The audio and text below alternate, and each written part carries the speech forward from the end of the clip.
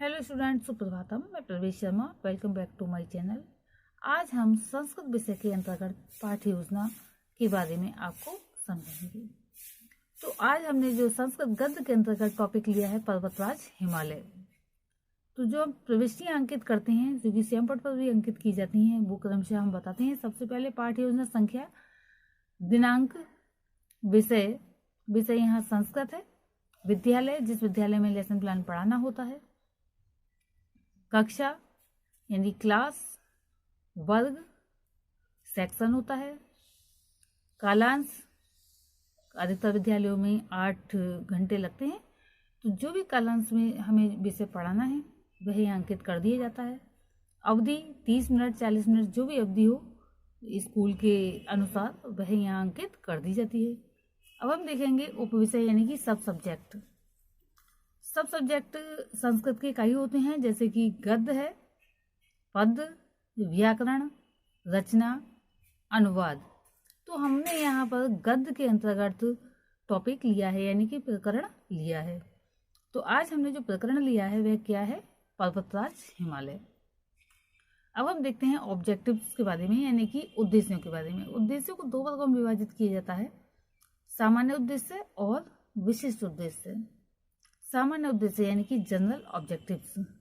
तो हम यहाँ जनरल ऑब्जेक्टिव्स के विषय में, जो कि पहले भी बताया जा चुका है, ये विषय से संबंधित रहते हैं। तो संस्कृत गद्ये छात्राभ्य रुचि उत्पन्नं करणं, छात्राभ्य शुद्ध संस्कृत भाषां पठितुं प्रेरणां प्रदानं करणं, छात्राभ्य ज्ञात नवीन शब्दान् स्वभाषायां प्रयोगं करणस्य क्षमतां प्रदानं करणं, छात्राणां रचनात्मकं प्रवृत्ति प्रोत्साहितं करणं। अब हम देखेंगे स्पेसिफिक ऑब्जेक्टिव्स यानी कि विशिष्ट उद्देश्य, जो कि टॉपिक से रिलेटेड होते हैं। तो सबसे पहला उद्देश्य है छात्रान् हिमालय पर्वतस्य विषये ज्ञानं प्रदानं करणं, छात्रान् हिमालयस्य गौरवस्य विषये ज्ञानं प्रदानं करणं। नेक्स्ट है छात्रान् हिमालय अस्माकं रक्षका इति भावना उत्पन्नं करणं, छात्रान् हिमालय पर्वतकालाभा सन्ति इति विषय परिचिता करणम। अब हम देखेंगे पूर्व ज्ञान। पूर्व ज्ञान क्या है छात्रों के लिए?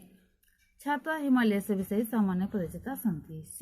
शिक्षण सहायक सामग्रियां लपित श्यामपट्ट संकेतक धूलिमार्जन मानचित्र जो भी है इसमें यूज जो किया जा रहा है, चौक चित्र इत्यादि सामग्रियां। पूरा जो प्रोसेस यानी कि पूरी प्रक्रिया जो रहती है यानी कि पूरा कलेवर जो रहता है, 3 पार्ट में हम मानकर चलते हैं। अदा, इनपुट, प्रोसेस और आउटपुट। जो अदा यानी कि इनपुट होता है, इसमें अपेक्षित व्यवहारिक उपलब्धियां प्राप्त होती हैं, एक्सपेक्टेड बिहेवियरल आउटकम्स। और प्रोसेस जो होता है इसमें अधिगम अनुभव यानी कि लर्निंग एक्सपीरियंस, और फिर आउटपुट में वास्तविक अधिगम उपलब्धियां यानी कि रियल लर्निंग आउटकम्स प्राप्त होते हैं।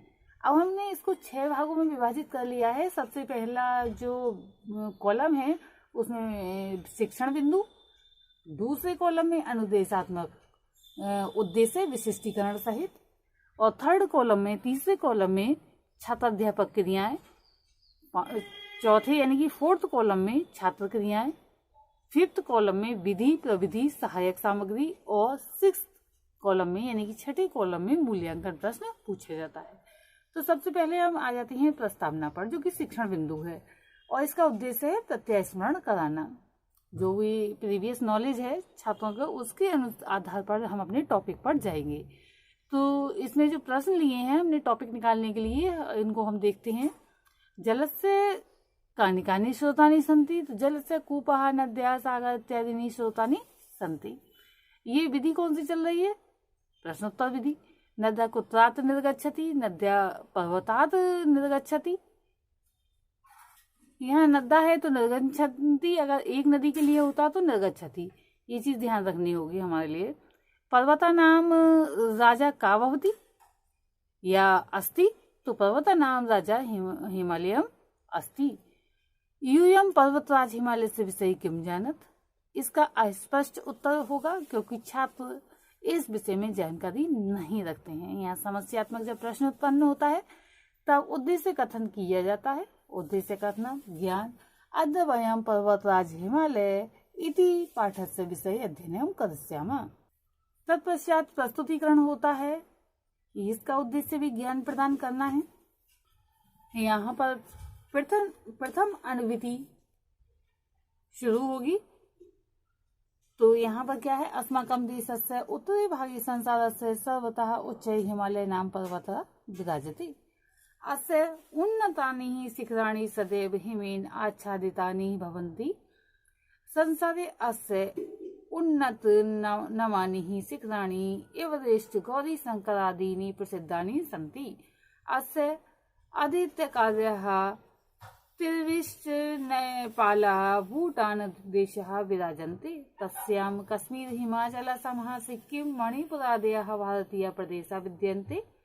अस्य उपत्यकायां वनराजः सन्ति यत् विविधाः औषधयः जायन्ते। सुरम्यं मानसं सदा हिमालयस्य विक्रोडे विलसति। हिमालयात् गंगा यमुना ब्रह्मपुत्रादयः बहवः पावनाः नद्यः निर्गच्छन्ति। आसां नदीनां जलेन कृषिभूमिः सेचनं भवति। सेचनेन अन्नोत्पत्तिः भवति। अन्नेन वयं जीवामः।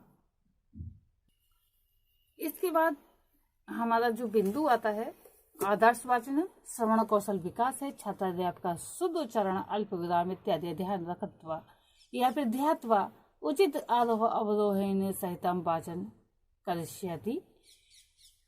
छात्रा ध्यानेन श्रवणं करिष्यन्ति। पाठ्यपुस्तक वाचन विधि यहाँ पर है। मूल्यांकन प्रश्न, पर्वतराज या फिर पर्वतराजस्य शिखराणि सदैव कसेन आच्छादितानि भवन्ति। मूल्यांकन प्रश्न पूछ लिया जाएगा। अब पॉइंट आता है, हमारा बिंदु आता है। अनुकरण वाचनम, वाचन कौशल विकास। छात्राध्यापिका छात्राणां शुद्धोच्चारण स्पष्टवाणी ध्यात्वः अनुकरण वाचनम् या फिर वाचन करणम् आदिश्यन्ति।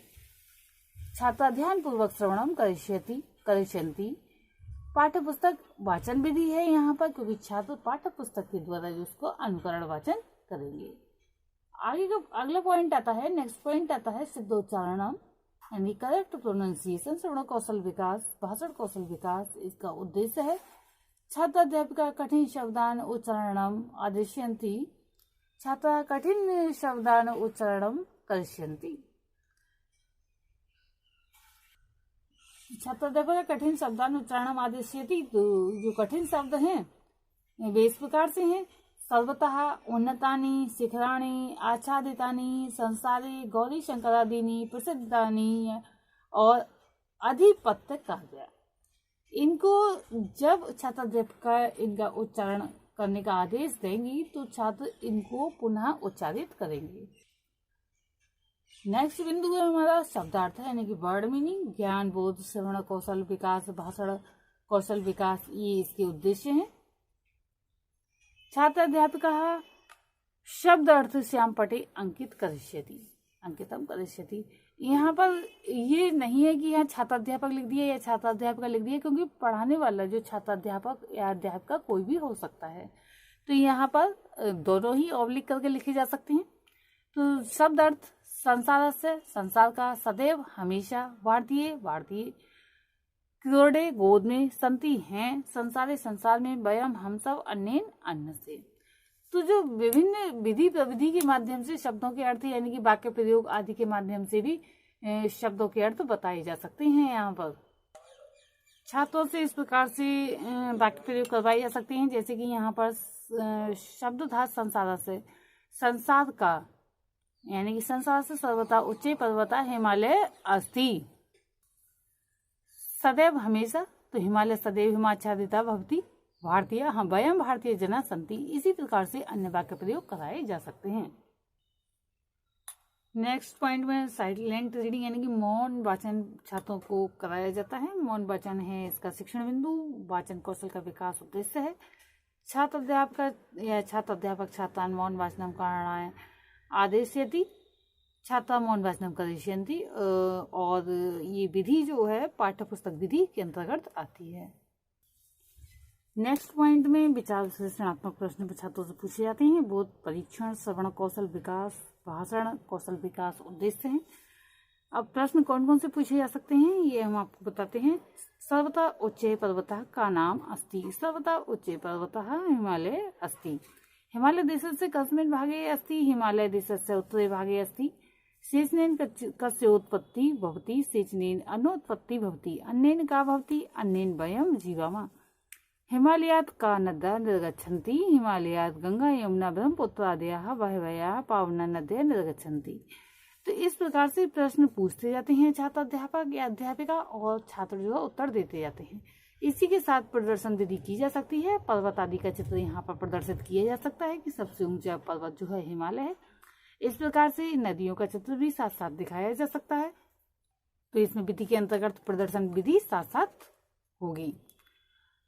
नेक्स्ट पॉइंट है यहाँ पर संक्षिप्तीकरण श्रवण कौशल विकास। छात्राध्यापिका पाठस्य साधम अधिक स्पष्टम करिष्यति संक्षिप्तता सहित। छात्रा स्पष्टीकरण ध्यान श्रोष्यन्ति। तो किस तरह से समझाएंगी। हमारे देश के उत्तरी भाग में संसार का सबसे ऊंचा हिमालय नाम का पर्वत शोभायमान है। इसकी चोटियां या इसकी ऊंची चोटियां सदैव बर्फ से ढकी रहती हैं। संसार में इसकी सबसे ऊंची चोटियां एवरेस्ट, गौरीशंकर आदि प्रसिद्ध हैं। इसकी ऊंची पहाड़ियों पर तिब्बत, नेपाल तथा भूटान देश सुशोभित हैं। इसमें कश्मीर, हिमाचल, असम, सिक्किम, मणिपुर आदि वादी प्रदेश भी विद्यमान हैं। इसकी निचली पहाड़ियों पर वनों की बस्तियां हैं जहां अनेक प्रकार की जड़ी बूटियां पैदा होती हैं। सुंदर मानसरोवर तालाब हिमालय की गोद में ही सुशोभित होता है। हिमालय से गंगा, यमुना, ब्रह्मपुत्र आदि बहुत सी पवित्र नदियां निकलती हैं। इन नदियों के जल से खेतों की सिंचाई होती है। सिंचाई से अन्न उत्पन्न होता है और अन्न से हम सभी जीवित रहते हैं। इस प्रकार से जो है इसका सार अधिक स्पष्ट कर दिया जाएगा। अब नेक्स्ट पॉइंट में हम देखेंगे श्यामपट्ट सारांश और निरीक्षण कार्य। लेखन कौशल का इसमें विकास होगा। छात्राध्यापक का छात्रान् गृह कार्यं दास्यति। पूर्व दिवसस्य कार्यस्य निरीक्षणं करिष्यति। ये श्यामपट्ट प्रयोग विधि और लेखन विधि के अंतर्गत आएगा। और लास्ट पॉइंट इसका रहेगा गृह कार्य यानी कि होमवर्क। होमवर्क यानी कि लेखन कौशल का विकास होगा इसमें। इसका उद्देश्य रहेगा हिमालय पर्वत नाम का पाठस्य विषय 10 यानी 10 पंक्ति स्व अभ्यास पुस्तिका में लिखन्तु। छात्रा अभ्यास पुस्तिका गृह कार्यं लिखिष्यन्ति। इस प्रकार से जो हमारा प्रकरण था पर्वतराज हिमालय ये कंप्लीट हो गया। आज के लिए इतना ही। धन्यवाद।